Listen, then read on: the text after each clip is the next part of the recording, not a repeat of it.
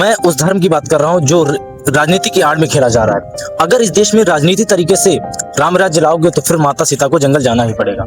और जंगल में सिर्फ वनवास नहीं बल्कि जंगली अत्याचार भी हो सकते हैं।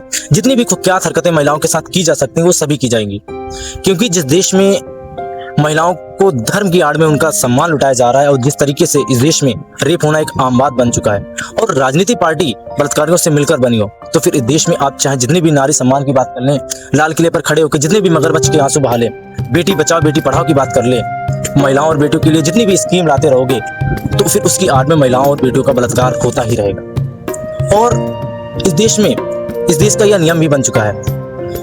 यही उत्तराखंड में जो हुआ वो इसी दोहरेपन का जीता जागता सबूत है। 10वीं क्लास में पढ़ने वाली नाबालिग बच्ची का 3 लोगों ने मिलकर गैंगरेप किया।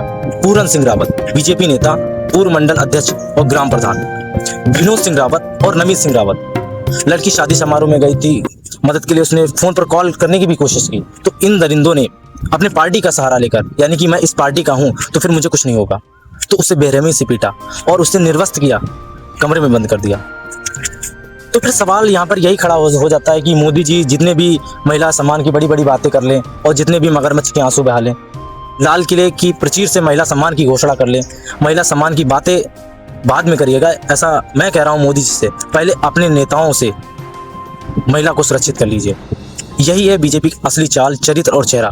जब आरएसएस, बजरंग दल, हिंदू दल जैसे संगठन जो मॉब लिंचिंग की घटनाएं फैलाते हैं, इन महिलाओं के खिलाफ अत्याचार की घटनाएं में चुप्पी साध लेते हैं जब इनके पार्टी की बात आती है, तो इनसे बड़ा ढोंगी और कायर कोई हो नहीं सकता इनकी सच्चाई जब सामने आ जाती है। तो सवाल मेरा यही है कि रेप के बाद पीड़िता को न्याय चाहिए या फिर उसके रेप का इस्तेमाल करके सत्ता का विस्तार करना चाहिए। बंगाल में भी देखा गया, बेटी के साथ रेप हुआ, फिर उसकी मां को विधायक बना दिया गया। तो क्या रेप ही सत्ता बन गया या फिर सत्ता ही रेप है?